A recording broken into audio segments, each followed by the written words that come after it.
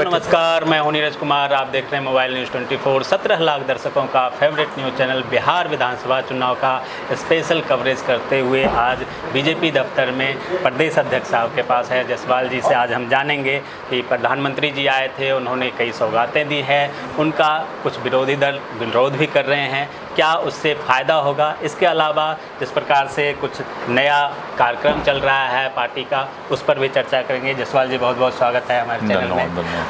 सबसे पहले तो प्रधानमंत्री जी ने जो 3 महीने के अंदर कई सारे सौगातें दी है बिहार को। देखिए, प्रधानमंत्री जी जब से प्रधानमंत्री बने हैं करीब 53वां बार आ चुके हैं जी। 11 वर्ष में 53 बार प्रधानमंत्री जी आए और हमको याद है कि गांधी मैदान में हुंकार रैली की शुरुआत में हम लोग भी उस मंच पर थे और संजोग से मुझे ही उनको मुकुट पहनाने का मौका मिला था।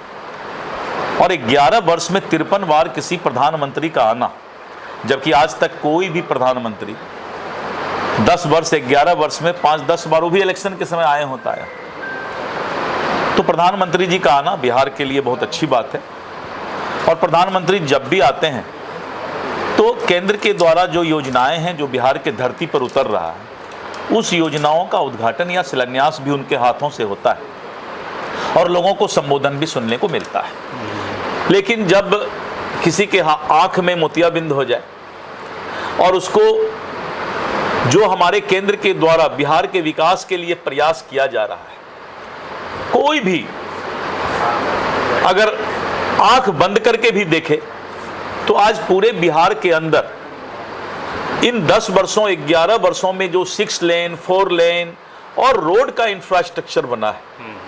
मुझे याद है पहले एक मोकामा में गंगा घाट पर मैं पुल देखा करता था और जब उत्तर बिहार से हम लोग को उधर से इधर आना पड़ता था तो कैसे हम लोग जो है उस पुल पर ही आया करते थे। आज गंगा पर साहेबगंज यानी कटिहार से लेकर बक्सर तक पुल ही पुल नजर आ रहा है।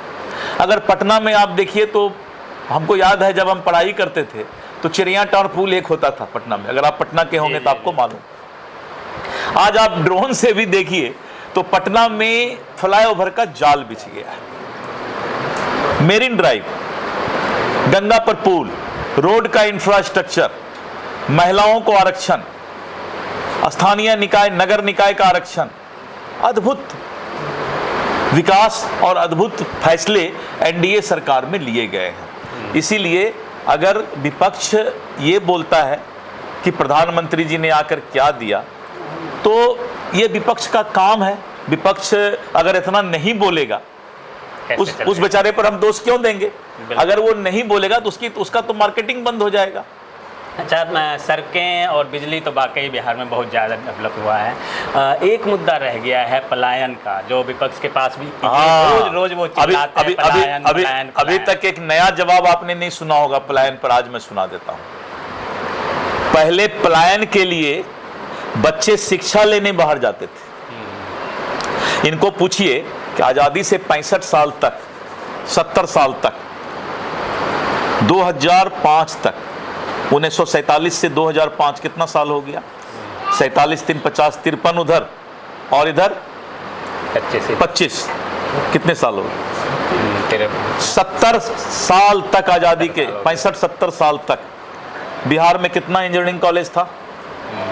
आज कितना इंजीनियरिंग कॉलेज है? बिहार में कितना पॉलिटेक्निक कॉलेज था? आज कितना पॉलिटेक्निक कॉलेज है? मैं टेक्निकल एजुकेशन की बात कर रहा हूं। बिहार के अंदर आज फैशन डिजाइनिंग का कॉलेज है, चाणक्य लॉ यूनिवर्सिटी है, 2 सेंट्रल यूनिवर्सिटी है। बिहार के अंदर नए जो यूनिवर्सिटी खुले, आप मुंगेर यूनिवर्सिटी की बात करें, आप बीएन मंडल यूनिवर्सिटी की बात करें, आप पाटलिपुत्रा यूनिवर्सिटी की बात करें, नेशनल ओपन यूनिवर्सिटी की बात करें, और कितने कॉलेजेज स्कूल। पलायन पहले या तो लोग ड्रॉप आउट हो जाते थे क्योंकि किसी गरीब के पास इतना पैसा नहीं था कि बाहर जाकर के इंजीनियरिंग और मेडिकल या किसी चीज की पढ़ाई कर सके। पलायन, पहला पलायन कहां शुरू होता है? बेस, जिसको कहते हैं बेस। पहला पलायन होता है कि पहले हम पढ़ेंगे ही नहीं, तो पहले पलायन होता था मजदूरी के लिए। आज बिहार का मजदूर आपको कहीं नहीं मिलेगा। पंजाब वाले अब ढूंढते हैं कि कहां चले गए बिहार के मजदूर, क्योंकि यहां बैठे बैठे उनको 500 रुपए रोज मिल जाता है।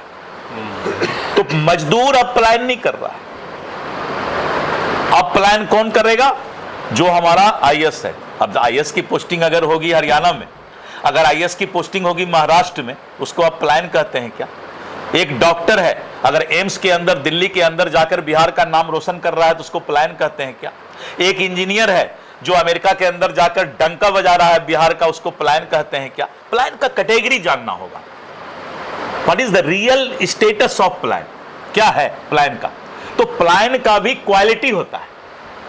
तो इस क्वालिटी को इन लोगों ने तो चरवाहा विद्यालय देखा है, तो ये बेचारे अपने हिसाब से ठीक बोल रहे हैं। इसलिए मैं विपक्ष के उन बातों का भी कोई विरोध नहीं करता, क्योंकि वो चरवाहा विद्यालय के हिसाब से पलायन का डिफिनेशन अभी तक वही सोच रहे हैं, अभी तक उनके दिमाग में वही है, वो कीड़ा निकला नहीं है। हाँ। फिर मैं जब बताइएगा, जब बोलिएगा तो पलायन पर मैं 1.5-2 घंटा आपको एक एक चीज का पलायन क्या होता है और आज पलायन का डिफिनेशन क्या हो गया है, 1.5-2 घंटा मैं बताऊंगा। और कभी उस चीज को मार्केट में दीजिएगा तो पूरे बिहार का आंख खुल जाएगा, पूरे बिहार का आंख खुल जाएगा। आज हमारा बिहार का दिल्ली विधानसभा में देखिए मिनिस्टर है और विधायक है, वो क्या पलायन है क्या? बिहार का leadership, quality, engineer, doctor, scientist, IAS, IPS, लोग कहते हैं कि यूपीएससी में सबसे ज्यादा बिहारी जो है क्वालिफाई कर जाता है। इसको आप पलायन कहेंगे क्या? खैर, लेकिन मैं चाहूंगा एक बार कि 1.5-2 घंटा पलायन पर बैठ करके बात किया जाए, तब पलायन पलायन बोलने वाले खुद पलायन कर जाएंगे। सुरक्षा को लेकर और इसको लेकर मतदाता को लेकर आज विधानसभा में हंगामा और बंद हो गया। तो मैं एक बात बताता हूं, जी जी जी, किसी मतदाता को कोई दिक्कत है? कहीं पर आपने देखा मतदाता कोई एजिटेशन कर रहा है? कोई जिस चीज के लिए द्वारा किया जा रहा है, बस तो हो गया ना। अब इसका जवाब तो आप ही दे दिए कि मतदाता कहीं कोई दिक्कत नहीं है। दिक्कत इन लोगों को है कि बोगस वोट का जो उपयोग होता था अब वो बंद हो जाएगा। तो इसको बाद में इस पर भी चर्चा करेंगे, थोड़ा सा इसका टाइम पूरा हो जाने दीजिए 26 को। लेकिन आपसे मिलके मुझे बहुत अच्छा लगा और फिर मुलाकात होगी। बहुत बहुत धन्यवाद। अध्यक्ष जी से बात किया हमने और जो भी मुद्दे उठाए उस पर शालीनता के साथ इन्होंने जवाब दिया। आप तमाम दर्शकों का बहुत बहुत धन्यवाद।